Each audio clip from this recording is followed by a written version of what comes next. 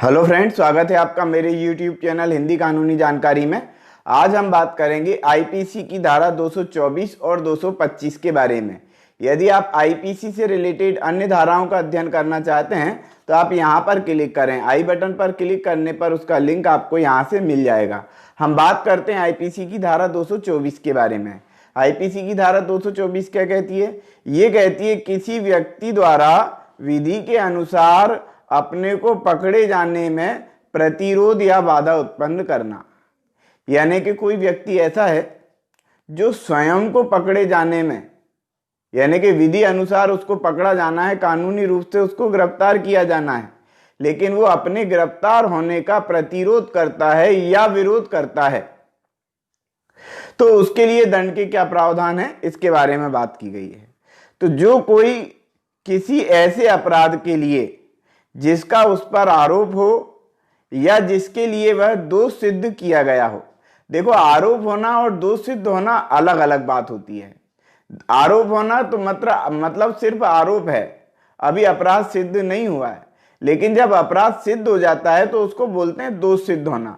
तो यदि किसी व्यक्ति को किसी आरोप में गिरफ्तार किया जा रहा है या उसके दोष सिद्ध होने के पश्चात उसको गिरफ्तार किया जा रहा है विधि के अनुसार, तो और वह व्यक्ति विरोध कर रहा है स्वयं को गिरफ्तार होने से, वो पकड़ में नहीं आ रहा है या अपने को बचा रहा है, वो तो आशय प्रतिरोध करेगा या अवैध बाधा डालेगा या किसी अभिरक्षा जिसमें कि वह उस अपराध के लिए विधि पूर्वक निरुद्ध है यानी कि उसको कैद करके रखा हुआ है, निकल भागेगा या निकल भागने का प्रयत्न करेगा, तो वह दोनों में से किसी भी भांति के कारावास से जिसकी अवधि 2 वर्ष हो सकेगी दंडित किया जाएगा।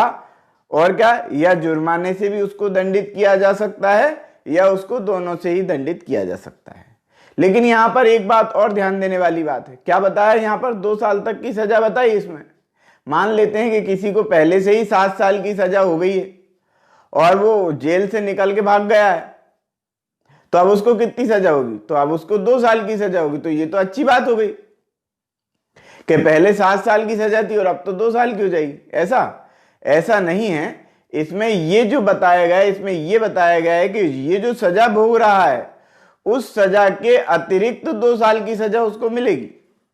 मान लेते हैं किसी को 7 साल की सजा हुई थी, उसने जो है 4-5 साल की सजा काट ली और इसके बाद वो निकल के भागने का प्रयत्न कर रहा है, तो अब बाकी की जो बची सजा है उस सजा के अतिरिक्त उसको 2 साल तक की सजा और मिल सकेगी, या जुर्माना या फिर उसको दोनों से ही दंडित किया जा सकेगा। यानी कि ये जो सजा है ये अतिरिक्त सजा उसको मिलेगी यदि वो निकल भागेगा या अपने को गिरफ्तार होने का प्रतिरोध करेगा। मान लेते हैं कि किसी को जो है 8 साल 9 साल तक की सजा हुई, 10 साल तक की सजा हुई। अब वो 10 साल तक की सजा हो गई और जो है वो थाने न्यायालय से सजा हुई, न्यायालय से वो पुलिस की अभिरक्षा में से भागने की कोशिश कर रहा है, उसका प्रतिरोध कर रहा है कि नहीं मेरे को तो नहीं जाना, और इतना प्रतिरोध कर रहा है। इसके कारण क्या है, यदि वो इस प्रकार का कृत्य करता है तो 2 साल की सजा और उसकी बढ़ा दी जाएगी। तो ये हुई आईपीसी की धारा 224। अब हम बात करते हैं आईपीसी की धारा 225 के बारे में। आईपीसी की धारा 225 क्या कहती है इसके संबंध में भी पढ़ लेते हैं। ये कहती है किसी अन्य व्यक्ति के विधि विरुद्ध अनुसार पकड़े जाने में प्रतिरोध या बाधा उत्पन्न करना। यानी कि यहां पर स्वयं की बात नहीं कही गई है। आईपीसी की धारा 224 में बताया गया कि स्वयं के गिरफ्तार होने में प्रतिरोध करना या निकल भागना, लेकिन यहां पर अब बात आ रही है किसी दूसरे व्यक्ति के द्वारा क्या प्रतिरोध करना उस व्यक्ति के गिरफ्तार करने का। यानी कि कोई अन्य व्यक्ति को गिरफ्तार किया जा रहा है और कोई दूसरा व्यक्ति उसका प्रतिरोध कर रहा है, उसका विरोध कर रहा है, उसको पकड़ने में नहीं, ये चाहता है कि वो पकड़ा ना हो और उसको भगा ले जाना चाहता है। तो इस प्रकार से यदि कोई व्यक्ति करता है तो वो आईपीसी की धारा 225 के अंतर्गत दोषी माना जाता है। तो जो कोई किसी अपराध के लिए किसी दूसरे व्यक्ति के विधि अनुसार पकड़े जाने में साहस प्रतिरोध करेगा, अवैध बाधा उत्पन्न करेगा या किसी दूसरे व्यक्ति ऐसी किसी अभिरक्षा में है, वह अपराध के लिए विधि पूर्वक निरुद्ध हो मतलब कि पकड़ा गया हो, मतलब कि वो कैद हो, तो उसको छुड़ाएगा या छुड़ाने का प्रयत्न करेगा, तो वह दोनों में से किसी भी भांति के कारावास से, जिसकी अवधि 2 वर्ष हो सकेगी, दंडित किया जाएगा या जुर्माने से दंडित होगा या उसको दोनों से ही दंडित किया जा सकेगा। यानी कि किसी व्यक्ति को पुलिस ने गिरफ्तार कर लिया है, फिर दूसरा कोई व्यक्ति उसको छुड़ाने का प्रयास कर रहा है या छुड़ा रहा है या उसका प्रतिरोध कर रहा है, या फिर किसी व्यक्ति को कैद करके रखा हुआ है और कैद करके रखे हुए में उस व्यक्ति को वो छुड़ा रहा है। इस प्रकार से यदि कोई व्यक्ति कर रहा है तो यहां पर यह माना जाएगा कि वह धारा 225 के अंतर्गत अपराधी है और 2 साल तक की सजा उसको हो सकेगी। लेकिन यहां पर और थोड़ी सी बात देख लेते हैं, गंभीरता थोड़ी सी और ज्यादा देख लेते हैं। मान लेते हैं कि वह किसी ऐसे व्यक्ति को छुड़ा रहा है जिस पर मृत्यु दंड देने का मतलब मृत्यु दंड जैसे अपराध का वो दोषी हो, यानी कि उस पर ऐसा आरोप हो, आरोप की बात कर रहा हूं मैं, दोष सिद्धि की बात नहीं कर रहा हूं, मतलब कि किसी व्यक्ति पर ऐसा आरोप हो जिसकी सजा मृत्यु दंड हो सकती हो। ऐसे व्यक्ति को यदि कोई व्यक्ति छुड़ाता है तो उसको कितनी सजा होगी, तो यहां पर यह बताया गया कि यदि कोई व्यक्ति इस प्रकार का कृत्य करेगा जो मृत्यु दंड के आरोप से आरोपित व्यक्ति है कोई, तो उसको मिलेगी, मतलब जो छुड़ाने का प्रयत्न करेगा उसको मिलेगी 7 साल की सजा। जो मृत्यु दंड के आरोप से आरोपित व्यक्ति को छुड़ाने का प्रयत्न करेगा उसको 7 साल की सजा मिलेगी।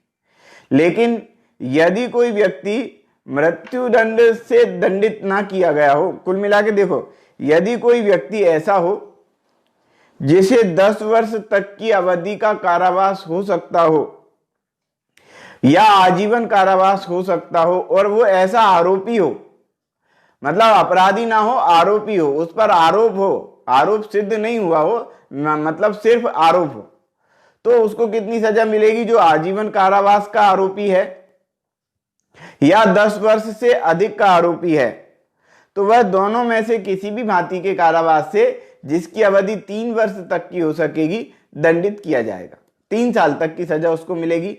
क्यों, किसको मिलेगी, जो आजीवन कारावास या 10 वर्ष से अधिक कारावास के दंड से आरोपित हो, अपराधी नहीं हो, आरोपित हो, तो उसको मिलेगी 3 साल की सजा।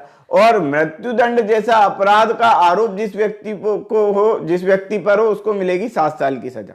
अब यहां पर मैंने बताई थी क्या कि आरोपित व्यक्ति की। अब मैं आपको बताता हूं जिस पर दंडादेश किया जा चुका है, अपराध जिसका सिद्ध हो चुका है, जो दोष सिद्ध हो चुका है, मतलब कि कोई व्यक्ति ऐसा है जो मृत्यु दंड से दंडित किया गया है, उस व्यक्ति को यदि कोई व्यक्ति छुड़ाने का प्रयत्न करता है तो उसको कितनी सजा होगी।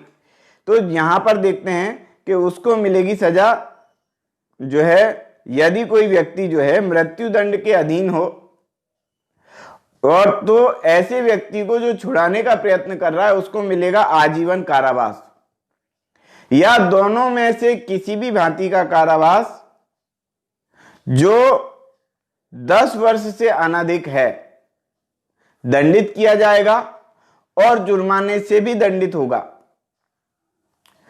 तो इस प्रकार से हमने पढ़ा मृत्यु दंड के आरोपी और अपराधी के बारे में। तो अपराधी यदि है कोई, उसको छुड़ाने का प्रयत्न किया गया है तो आजीवन कारावास तक की सजा उसको हो सकेगी।